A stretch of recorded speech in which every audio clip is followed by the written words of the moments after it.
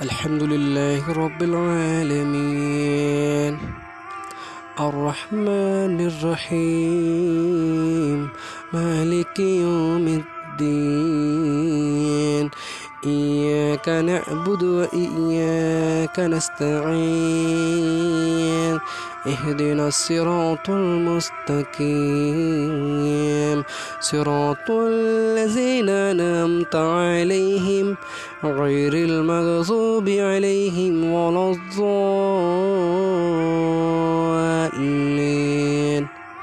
آمين.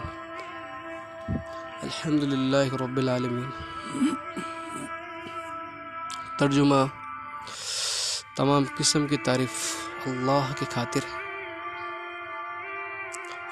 خوش نصیب لوگ جب مسجد میں اذان ہوا کرتی ہے، خواہ وہ ظہر کی اذان ہو یا عصر کی اذان ہو یا مغرب کی اذان ہو یا عشاء کی اذان ہو یا فجر کی اذان ہو، تو آپ نے ان 5 وقت کی نمازوں کے اندر ایک وقت کی نماز کے اندر ایک چیز غور کی آپ نے، وہ میں فجر کی نماز کا ذکر کر رہا ہوں الحمدللہ. اس کے بعد آپ کو اور بتاؤں گا. میں فجر کی نماز میں مؤذن پکارتا ہے الصلاۃ خیر من النوم، یعنی نیند سے بہتر ہے نماز.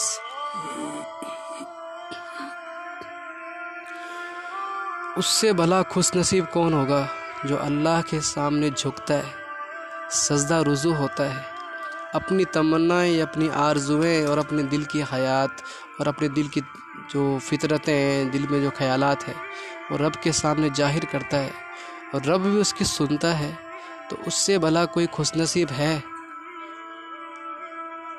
نہیں ہو سکتا کبھی. آ رہی بات سمجھ میں؟ نہیں آئی. جس کو سجدے کی توفیق مل چکی وہ خوش نصیب ہے. انشاءاللہ اس کو عمل کی نیت سے سنیں. ہر چیز کو، چاہے بیان کسی شخص کا بھی کیوں نہ ہو، علماء کرام کا ہو، مفتی صاحب کا ہو، عالم صاحب کا ہو، تو فرض بنتا ہے نیت. تمہاری نیت میں کیا ہے، تم اس کی کس نیت سے سن رہے ہو. تو خوش نصیب ہیں وہ لوگ جو اللہ کے سامنے جھکتے ہیں، اس سے دعائیں مانگتے ہیں.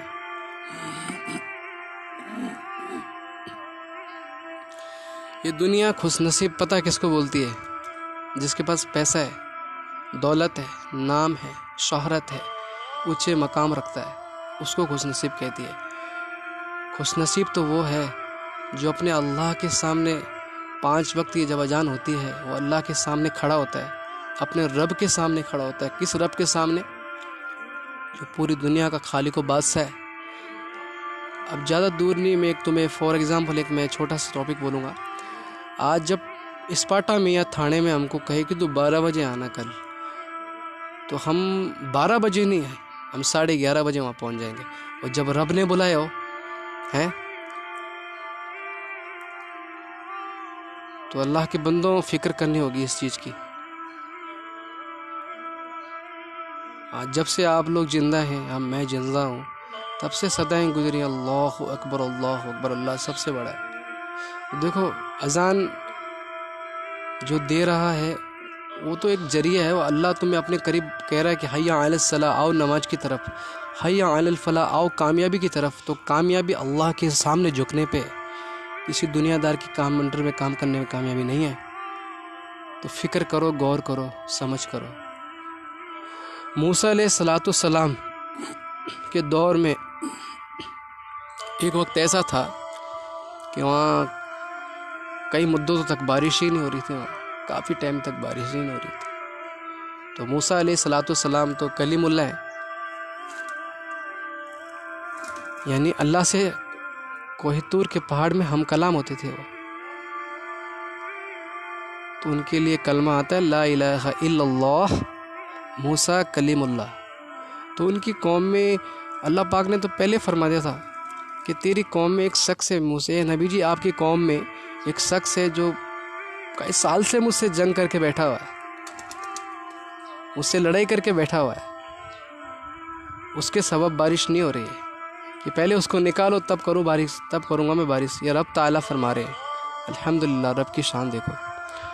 تو موسیٰ علیہ السلام نے سب کو اکٹھا کیا اور اعلان کیا کوئی جو شخص اس مجلس میں ایسا ہے جس کی وجہ سے بارش نہیں ہو رہی ہے اتنے وقت کی وجہ سے، وہ اپنے آپ اٹھ جائے. جب اس شخص نے یہ بات سنی کہ اگر آج میں اس مجمع میں اٹھ گیا میں بہت رسوا ہوں گا اور مجھے بہت شرمندگی محسوس ہوگی، اور میں کیسے ان سب لوگوں کے سامنے اٹھوں گا اور لوگ دیکھیں گے کہ اس کی وجہ سے بارش نہیں ہو رہی ہے، تو اس کو بڑا اندر ہی اندر دکھ ہوا. اس نے رب تعالیٰ سے دل میں توبہ کی، یا اللہ تو نے اتنے وقت تک مجھ کو رسوا نہ کیا، یا اللہ پکی توبہ کرتا ہوں، آج کے بعد تیری کوئی نافرمانی نہیں کروں گا. اور اس نے جب دل میں توبہ کی تو الحمدللہ چند لمحوں بعد بادل آسمان پر چھا گئے اور اللہ کی رحمت برس پڑی.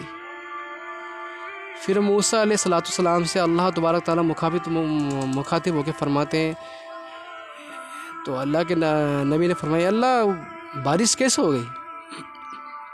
بارش تو نہیں ہو رہی تھی میرے مولا کریم، نہیں ہو رہی تھی بارش، کیسے ہوگی میرے مولا؟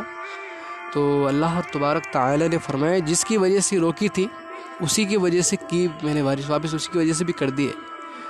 تو موسیٰ علیہ السلام نے عرض کیا اللہ اس کا نام تو بتائیں میرے کو. الحمدللہ، اللہ کتنا کریم. اب اللہ کا جواب سنو. اللہ تبارک تعالیٰ نے فرمایا کہ میں نے اس کا نام تب نہیں بتایا، حالانکہ میں بالغیب میں سب جانتا ہوں، جب وہ گنہگار تھا اس کے سبب اس کی وجہ سے بارش نہیں کر رہا تھا میں، تب میں نے اس کا نام نہیں بتایا. اب تو وہ میرا ہو چکا ہے تو اب میں اس کا نام نہیں بتا سکتا تمہیں. دوستو اس سے یہ پتہ چلتا ہے جب انسان سچی توبہ کر لیتا ہے کسی گناہ کی، گناہ تو گناہ ہی ہے، میوزک سننا، اسٹیٹر لگانا میوزک کے، اس سے ہمارا اوقات پتہ لگتی ہے انسان کی اوقات کیا ہے. آج ہم ذرا سی کوئی اچھی مووی آ گئی اس کے اسٹیٹر لگا دیا، یہ عزت والے کام ہے، یہ غلط کام ہے، یہ بری بات ہے.